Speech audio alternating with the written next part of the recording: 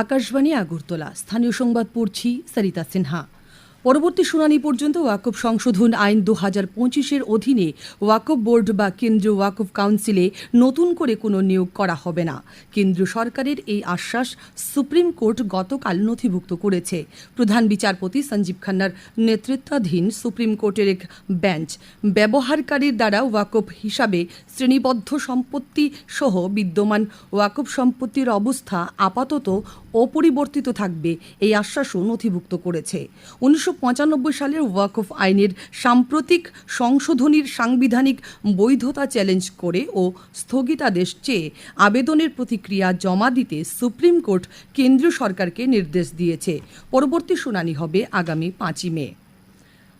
প্রদেশ বিজেপির উদ্যোগে গতকাল রবীন্দ্র শতবার্ষিকী ভবনে রাজ্যভিত্তিক ওয়াকফ সংশোধনী জনজাগরণ অভিযানের উপর একটি কর্মশালা অনুষ্ঠিত হয়। কর্মশালায় উপস্থিত ছিলেন মুখ্যমন্ত্রী অধ্যাপক ডক্টর মানিক সাহা, প্রাক্তন মুখ্যমন্ত্রী তথা সাংসদ বিপ্লব কুমার দেব, বিজেপি রাজ্য সভাপতি তথা সাংসদ রাজীব ভট্টাচার্য, বিজেপির সর্বভারতীয় সম্পাদক অনিল কে অ্যান্টনি প্রমুখ। মুখ্যমন্ত্রী বলেন, 1995 সালে তৈরি ওয়াকফ আইনের দুর্বলতার জন্য পিছিয়ে পড়া জনগোষ্ঠীর গরিব মুসলমানরা ক্ষতিগ্রস্ত হয়েছে।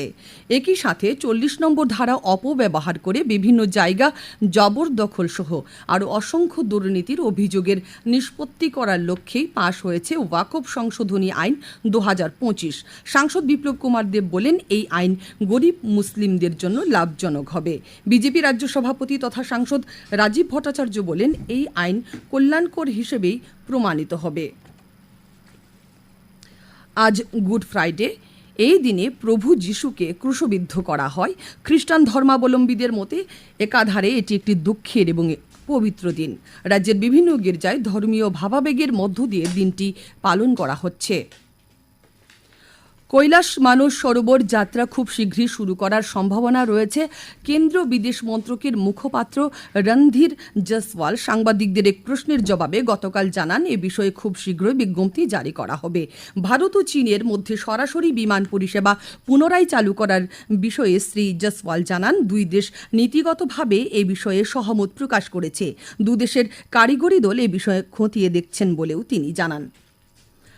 কেন্দ্রীয় খাদ্য ও গণবন্টন এবং সামাজিক ন্যায় বিচার ও ক্ষমতায়ন মন্ত্রকের প্রতিমন্ত্রী BL ভার্মা গতকাল দক্ষিণ জেলার বিলোনিয়া মহকুমার ভারতচন্দ্রনগর ব্লক এলাকার নতুন নগর আঙ্গনওয়াড়ি কেন্দ্র পরিদর্শন করেন। পরিদর্শনকালে দক্ষিণ জেলার জেলা শাসক মোহাম্মদ সাজ্জাদ পি, সমাজ কল্যাণ ও সমাজ শিক্ষা দপ্তরের অধিকর্তা তপন চন্দ্র দাস প্রমুখ উপস্থিত ছিলেন। কেন্দ্রমন্ত্রী অঙ্গনওয়াড়ি কর্মী সহায়িকা, ছাত্রছাত্রী ও অভিভাবকদের সঙ্গে মত বিনিময় করেন এবং 2 জন গর্ভবতী মহিলাকে পোষণ কিট, ফল, পুষ্টিকর খাদ্য তুলে দেন। সরকারি সুবিধা থেকে মা বোনেরা যাতে বঞ্চিত না হন সে ব্যাপারে নজর রাখার জন্য কেন্দ্রীয় প্রতিমন্ত্রী আহ্বান জানান। দক্ষিণ জেলা পরিষদের উদ্যোগে গতকাল থেকে বিলোনিয়ার বিদ্যাপীঠ সুবর্ণ জয়ন্তী হলে শুরু হয়েছে ট্যাট2 পরীক্ষার্থীদের জন্য 3 দিনের বিশেষ ফ্রি কোচিং। এর উদ্বোধন করেন দক্ষিণ ত্রিপুরা জেলা পরিষদের সভাধিপতি দীপক দত্ত। উপস্থিত ছিলেন সমবায় মন্ত্রী শুক্লাচরণ নোয়াতিয়া, জেলা শাসক মোহাম্মদ সাজ্জাদ পি প্রমুখ। পশ্চিম ত্রিপুরা জেলা আইনসেবা কর্তৃপক্ষের উদ্যোগে গতকাল দুর্গানগর হাই স্কুলে শিশু বিবাহ আইনের উপর আইনি সচেতনতা শিবির অনুষ্ঠিত হয়। আইনি বিষয় নিয়ে শিবিরে আলোচনা করেন জেলা আইনসেবা কর্তৃপক্ষের প্যানেল আইনজীবী মল্লিকা দেবনাথ, অধিকার মিত্র, রাজীব কুমার পাল, দুর্গানগর হাই স্কুলের প্রধান শিক্ষিকা সন্ধ্যা দেববর্মা প্রমুখ।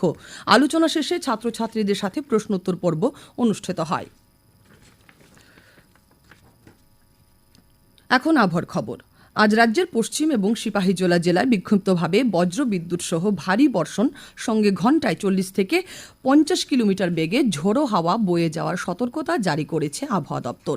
খোয়াই, ধলাই, ঊনকোটি এবং উত্তর জেলায় বিক্ষিপ্তভাবে ভারী বর্ষণের সতর্কতাও জারি করা হয়েছে।